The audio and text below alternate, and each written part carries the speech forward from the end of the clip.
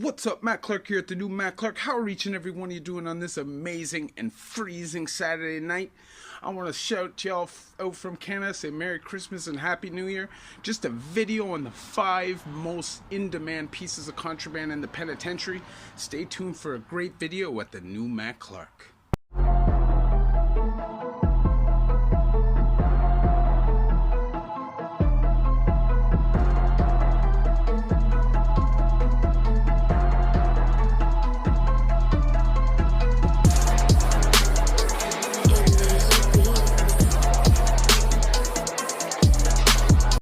What's up? What's good? Matt Clark here at the new Matt Clark. What's going on this amazing Saturday? I'm doing great. My fam's great. My girl's great. My life's great. And I hope your life is great too. I had an amazing Christmas with my whole family for the first time in 25 years. And I hope your Christmas was great. And for anybody who suffered and had a struggling Christmas, my heart goes out to you. I feel for you, and I hope things get better in the new year, 2020. Let's start the new year off with a bang. The channel's moving, we're growing, the movement's growing, and I got each and every one of you to thank for it, so thank you very much. The new Matt Clark is growing. So today, we're going to speak on the 5 most in-demand pieces of contraband, in my opinion. Now, this video is obviously for information purposes only, and my obvious advice would be to stay away from all of it. But the number 5 most in-demand piece of contraband: weed, reefer, chronic, Mary Jane.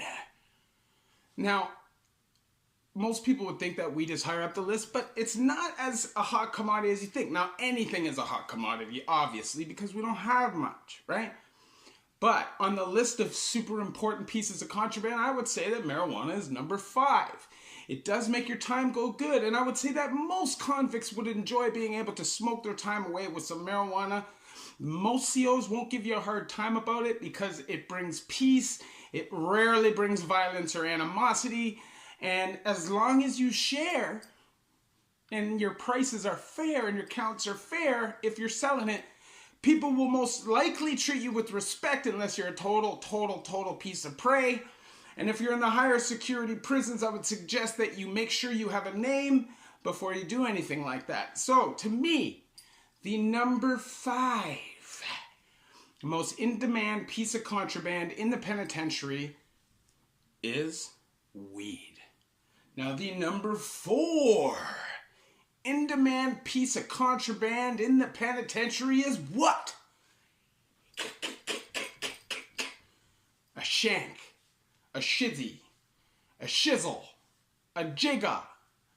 I don't know, all those names aren't really real, but whatever. A shank. And I know most people would think this is higher up the list, but really, for most of the guys in the camps and the low mediums, they're not even thinking about shanks. Obviously, there's shanks there. There's people that carry them. There's still violence in those prisons. So obviously, they're available. But most people, like I said, will have them available. Because most guys that are doing easy time like that, the last thing on their mind is stabbing somebody or being stabbed or getting in a shank fight or pulling a shank on somebody. Because it F's your parole, you can get street charge. And you carry that energy, and it's going to bring that energy. I don't know how many times I'm going to have to tell people this, but if you're going in, stay as far away from the shanks as possible, unless necessary. Now, there are situations where you can't turn the other cheek, because sometimes, just sometimes, the people that are being violent in the penitentiary aren't going to be talked down, they're not going to be reasonable, and there's going to be no out. So I say the number 4 most in-demand piece of contraband in the penitentiary is a shank.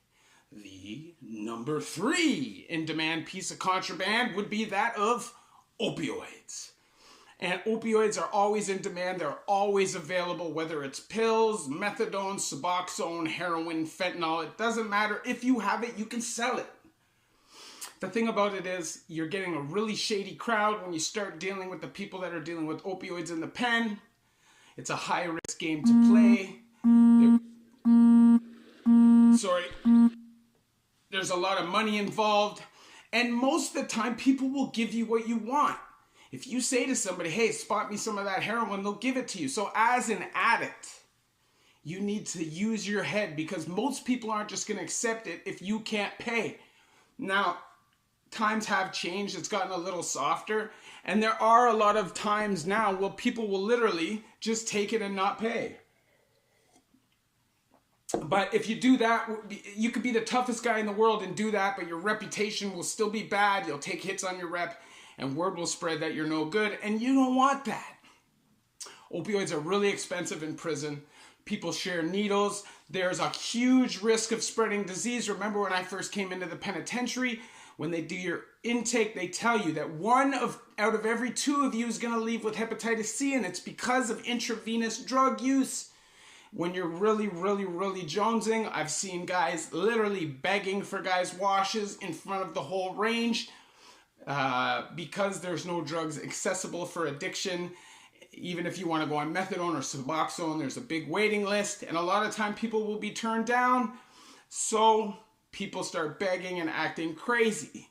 So I would say this is a game that most likely you want to stay out of unless you're super, super, super balling, or you are the plug and you're trying to make some money and you're smart. But, I would suggest this is a game you stay out of. And that's why I say number 3 most in-demand piece of contraband in the penitentiary are opioids. And coming in at number 2. Number two is tobacco. Tobacco, to me, of all the ingestible substances, is the number 1 in demand. And most people would say, why? It does nothing to you. You don't get high. It doesn't matter. People want it. It is the most ridiculously overpriced, jacked up price of all of the substances in terms of their actual prices on street. A bail could be anywhere from $200 to $1,500, depending on where you're doing time. And a bail on the street is only $20 to $30. That is a crazy markup. But like anybody said, it gets broken down, it gets chipped out in fingers and cigarettes, and the value goes. It's easy to sell, and most of the people that are buying it aren't junkies, so they have money.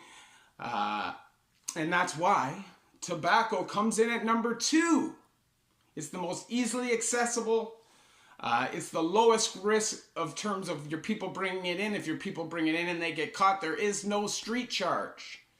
You'll literally lose your visits for a year or something like that, and then they can apply to get their visits back. But there are no criminal charges, and that is why this is such a lucrative market. A lot of people will shoot their shot, even though the risks are so high. So, the number 1 most lucrative and in-demand piece of contraband, and everybody knows the answer to this, is a cell phone. I'll tell you what, I've done a lot of time, and in my time in Ontario, I've only seen a few. And I know they're there. I have no interest in having them. I'm one of those people that likes to stay away from the phone when I do time.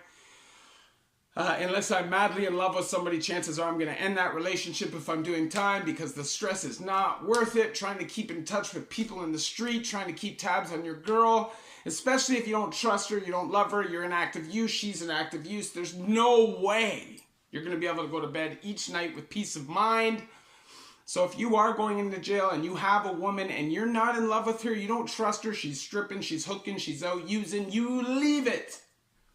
You do it for you and you do it for her, because chances are you're going to not be the nicest person. But if you have a cell phone, you'll be able to keep in contact with her all night, keep tabs on her all night. And I think that's a big part of why guys want cell phones. But also pornography, YouTube, talking to your woman, talking to your kids every night, talking to your family, stuff that you're not able to do most of the time, and not having to pay $60 for a collect call. I'm telling you, from Lindsay jail to my house, the 20-minute collect call is $25 or $30. That's crazy.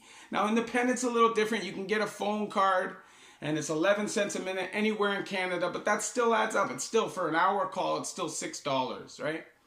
So if you're somebody who likes to talk to your people every day, obviously a cell phone is going to be the number 1 commodity. But I tell you what, if you get a cell phone, you better be a dog, because people are coming for that phone if you're not.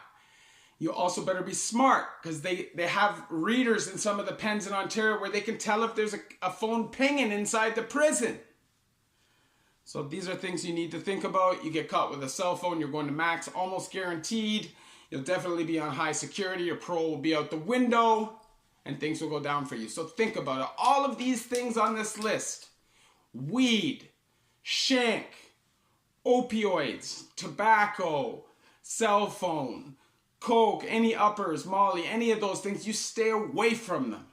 If you're going in to do time or if you're in the street, these things are all going to bring you trouble, and that's not what you want, especially if you're trying to change your life. I know there's a lot of temptation in jail because of boredom, loneliness, sadness, stress, depression, all of that, but find other ways to get your energy out, exercise, get school bursaries, learn, read, make yourself better mentally and stronger physically rather than getting yourself all doped up. Use that time to make yourself a better person so you have a real chance when you get out. If you like this video, please hit that like button and please hit that subscribe button along with the bell notification button so you get these videos when they're new. If you could share this with somebody on social media, we are growing. The movement is growing. The movement is real. Help me spread that movement by sharing on social media. And if you would like to donate and help support the channel, there's obviously a PayPal option. And if not, that's great too. Thank you for watching. Have a great Saturday.